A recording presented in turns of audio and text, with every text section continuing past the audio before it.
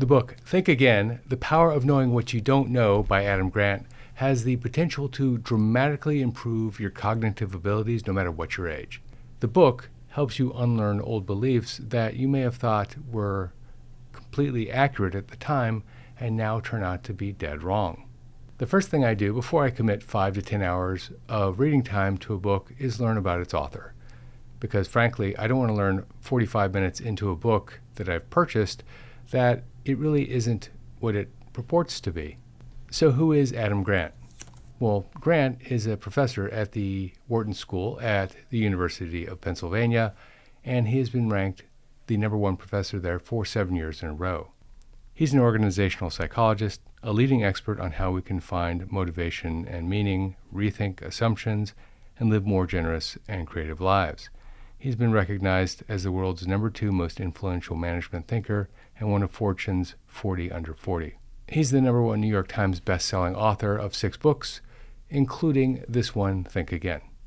His books have won a lot of awards from Apple, from Amazon, from the Financial Times, and other publications. And if you go onto Amazon, you'll see that he has over 15,000 ratings for this book, with an average rating of 4.6 stars. In short, the reader can assume that the book is as advertised, and having read it myself, I agree with that. Let's start with my favorite quote from the book. Grant describes the difference between intelligence and wisdom. Intelligence is about thinking and learning, while wisdom is about rethinking and unlearning. Grant says that intelligent people are adept at solving problems and thinking logically. However, he indicates that people who are wise take it one step further, and they're open to being wrong. They're open to unlearning what they've learned and looking at the information with a different lens. Let's start off with something that many of us already know, and that is most nonfiction books, particularly finance books, basically take an idea that's already been published and repackage it, and the reader hopes to discover some nugget of information that they didn't know before. Occasionally, though, the information is so new that the reader receives what I call the lightning bolt moment, and you read it and realize that you've never heard this before, or at least not in the frame that's being presented to you today. And with that lightning bolt moment, an entirely new paradigm has been created for you. That's how I felt when I read this book. But you need to get comfortable with checking your current thinking at the door. Fortunately, Grant does a wonderful job of helping shepherd you through this process so that it's not entirely uncomfortable. In the first part of the book, Grant talks about something called cognitive entrenchment. And basically, someone who is engaging in cognitive entrenchment is so committed to an idea that they won't change unless absolutely forced to do so. And he cites the example of the company BlackBerry, who thought that their position in the market was unassailable. For those of you that had a BlackBerry, and I did, and I loved my BlackBerry, by the way, even more so than my smartphone, but I might be a minority in that. I love the physical buttons on the BlackBerry. BlackBerry believed that those buttons meant that the user would never switch to a phone with just a flat screen. And so they were entrenched in this production mode. They were presented with the opportunity to switch, to outpace, say, Apple, for example, or Samsung, and decided that that wasn't the way to go. BlackBerry was committed to its physical button design, despite the fact that they had overwhelming data that said the market was moving to a flat screen environment. Still, they weren't willing to make the change, and we all know what happened next. On the flip side, Grant introduces the concept of cognitive flexibility and shows you how to develop the skill. He cites J.K. Rowling and her book Harry Potter and the Philosopher's Stone and the massive rejection she faced and how she kept changing her approach until she got it right. The single most important idea, if you ask my humble opinion, is the ability to think like a scientist and approach every situation with curiosity and the desire to test and retest the hypothesis that one has in their head, rather than going straight to the conclusion that they're right and everybody else is wrong. He uses a lot of examples in this book, which I like, and these examples come from business, from sports, from science, medicine, and shows that using this approach has traditionally yielded a much better outcome. He explores the concept of imposter syndrome, and instead of it being a negative, frames it as a positive, because if someone feels like they're an imposter, they'll work harder to get to the right answer. One of the standout chapters is called The Joy of Being Wrong, and it shows how one can embrace humility and use that to their advantage and get better at thinking because of that humility. And he shares anecdotes from really well-known successful leaders who share this mindset, humility, and willingness to admit that they're wrong, and the outcomes that they achieved because of this. The second part of the book, Small Group or Interpersonal Rethinking, talks about how we can use these skills and how to encourage people within a small group to use these skills to have a better collective outcome. Grant discusses the importance of having an open debate, a constructive debate, and making it okay to be wrong, safe to be wrong in a small group setting. He introduces a concept called motivational interviewing, a technique used in counseling that involves asking open-ended questions to help individuals explore their own motivations and ambivalence about change. He highlights how this technique can be used in various scenarios from parenting all the way to leadership. The third section is collective rethinking. It talks about how societies can develop a culture of openness and rethinking and make that okay in today's day and age where you need to be sure of the things that you're talking about. He discusses the role of education in this regard and how these institutions can and should provide a framework for lifelong learning.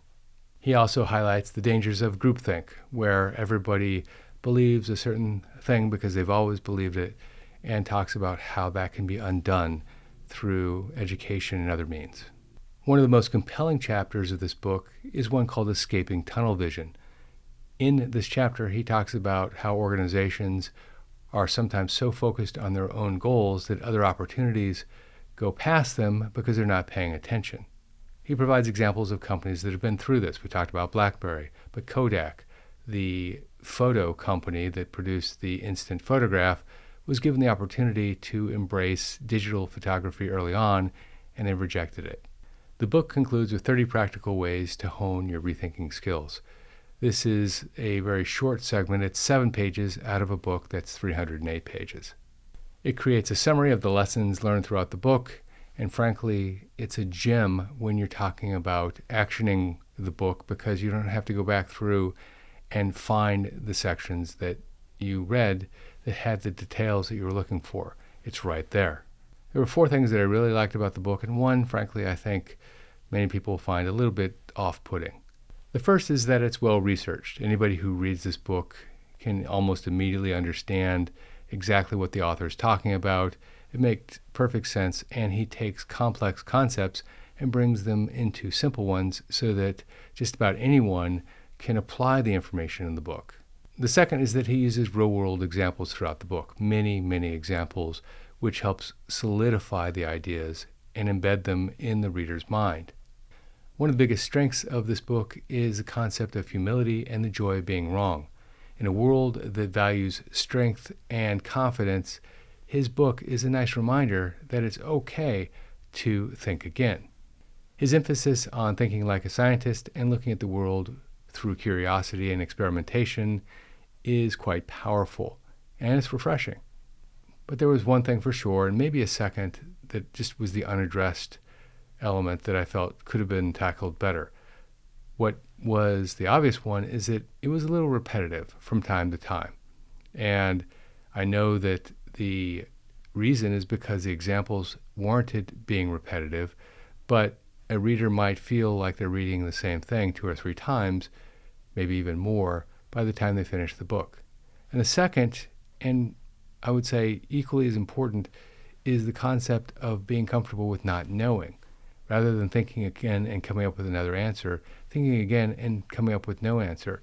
Because not knowing and not taking action based on lack of knowledge is equally as powerful. It probably will save people millions and millions of dollars when they get that scam phone call or the other elements in the world that are out there that are not quite as nice as we'd like them to be. How would one apply this in real life? Well, the first is education, of course. In today's world, there is a variety of ways to teach, from the very concrete, basic information that you teach children in primary school, all the way up through the nuanced thinking that you learn in college and postgraduate work. the ability to have the students, particularly those in the college and postgraduate areas of study, the ability for them to think again about what's being presented to them to see if it applies to their own lives, in this day and age, I believe is critically important. In the business world, the ability to question decisions in a safe environment, to come up with a better answer, is supremely powerful. You can imagine an organization like Apple probably has this environment in spades. On a personal level, Think Again offers individuals a framework to improve their decision-making, their relationships, and their overall well-being. And of the list in the back, the 30 ways to hone your rethinking skills, there were 3 that were particularly powerful for me. The first was think like a scientist. Treat your view as a hunch and test it with data research. The second is define your identity in terms of values, not opinions. See yourself as someone who values curiosity, learning, mental flexibility, and the search for knowledge. Finally, seeking out information that goes against your views. You can fight confirmation bias and echo chambers of people who think the way you do. If you normally read the New York Times, read the Wall Street Journal, for example, and vice versa. Ask yourself, could this information be true, even if it goes against who you identify as a person? If you're interested in buying this book, the hardcover normally goes for $28, but it's on sale, at least as of today, when I looked at it on Amazon, for $13.51. I've included a link in the description below. This is an affiliate link, which means that Amazon pays a small fee for the referral, but it doesn't increase your cost at all. For reference, I'm not doing this for the money. I use a portion of this affiliate income to pay for one meal for every book sold through the link to Feeding America. Feeding America is a nonprofit organization and the largest hunger relief organization in the United States. In the past, I've helped fund thousands of meals to this wonderful organization. And my goal here with this book is to provide 1,000 meals from this video to help those in need. So if you want the book and importantly want to help, click the link below. If you like this video and you want to see more of me, please make sure you click subscribe and turn on notifications so that you get alerted the next time I post a video. I post once or twice a week. This is Jeff Schmidt. Thanks for watching.